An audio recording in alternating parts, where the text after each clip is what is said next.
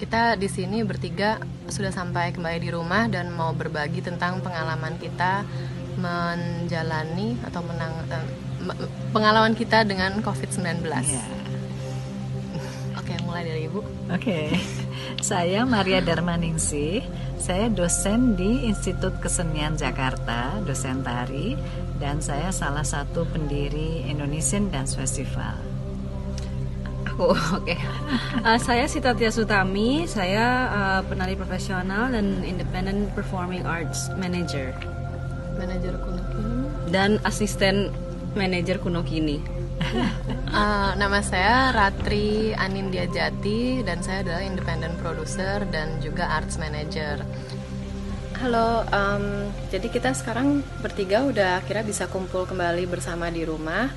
Terus ya kita masih fokus di penyembuhan, jadi masih harus istirahat dan anjuran dokter juga kita masih harus tinggal di rumah selama 7-14 hari ke depan tergantung situasi. Selama saya diisolasi, saya beruntung sekali mendapatkan kertas dan cat poster. Jadi saya belajar nyoret-nyoret sampai akhirnya lama-lama jadi lukisan. Nah, jadi itu self healing yang luar biasa. Jadi kemarin sih yang pertama kami lakukan itu di pagi hari berjemur, yang paling penting karena selama diisolasi kita nggak dapet matahari kan. Ya pastinya harus istirahat juga karena memang dari kita bertiga sepertinya aku yang masih paling lemah dan harus recovery. Jadi karena di isolasi kan diinfus dengan berbagai macam obat dan vitamin, jadi rasanya sehat, tapi karena diinfus ya tiduran aja meskipun ada olahraga dikit di dalam juga. Cuman ya itu begitu keluar rumah sakit pulang ke rumah kan infus lepas, jadi sampai sini aku lemes lagi gitu, jadi memang harus banyak istirahat, banyak tidur. Saya sempat ngerasa kayak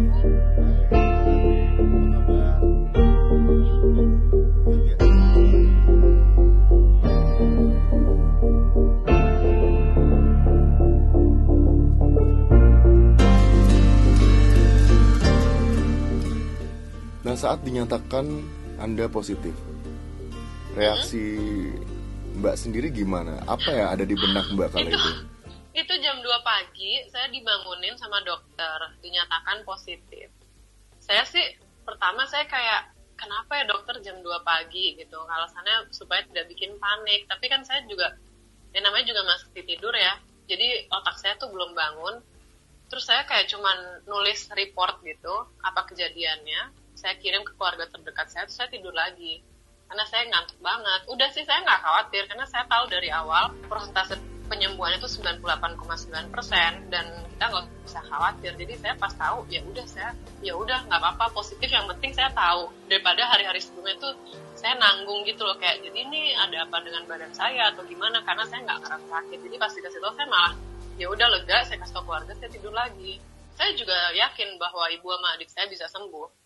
Jadi pas ketahuan itu yang bikin kita ibaratnya naik darah tinggi itu adalah karena kita kayak kok dengernya dari media, terus tiba-tiba sejam kemudian rumah kita udah dikerubungi wartawan, saya nggak bisa pulang. Itu yang bikin kayak marah dan deg-degan. Tapi waktu tahu ibu sama adik saya positif, saya juga ya nggak apa-apa gitu. Saya tahu mereka bakal sembuh dan malah bagus mereka diisolasi. Yang bahaya adalah karena penyebarannya sangat cepat dan adik saya itu dia positif, tapi dia tuh umurnya umur prima, jadi dia pasti bisa sembuh dengan cepat. Sempat khawatir karena ibu saya lebih tua, tapi setelah saya bicara sama dia, hari itu aja dia udah nggak demam, udah nggak batuk, udah nggak apa-apa, dan dia senang, dia diinfus antibiotik dan vitamin, udah it's all okay gitu. Mereka juga yang bikin mereka benar-benar literally hasil darahnya agak tinggi karena stres pemberitaan di luar. Jadi akhirnya mereka matiin TV semuanya, fokus penyembuhan, yang udah gitu. Kita sih gitu aja.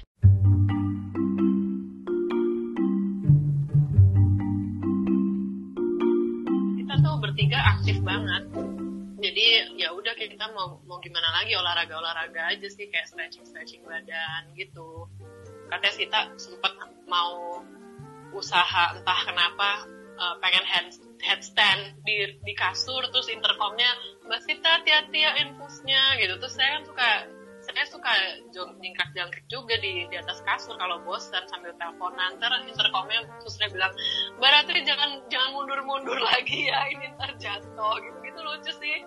Gimana cara ngakalinnya supaya nggak bosen, atau kan nggak bisa ketemu orang juga karena diisolasi kan, Mbak?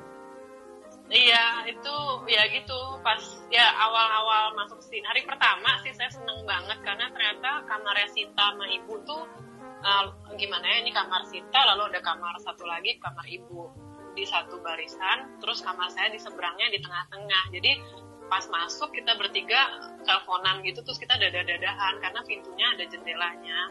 Itu seneng banget, Sita sampai nangis karena kan ya udah berapa hari kan dia di sini ya, dia stres juga. Terus ya udah, saya sih itu seneng ya karena at least kalau ada apa-apa Ibu sama Sita tuh dekat sama saya.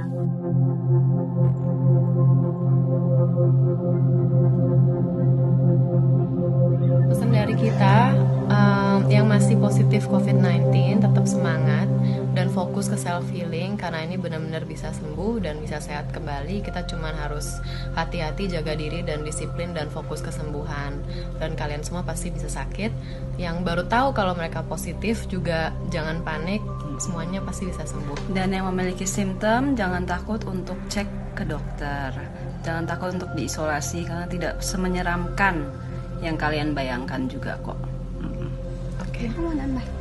Ya satu lagi sih, kayak Ratri itu kan nggak ada simptom sama sekali. Ternyata dia carrier. Jadi orang seperti Ratri memang harus hati-hati sekali. Kita semua nggak tahu, karena itu memang bagus 14 hari diam di rumah itu untuk memutuskan tali rantai COVID-19. Penularan. Dah.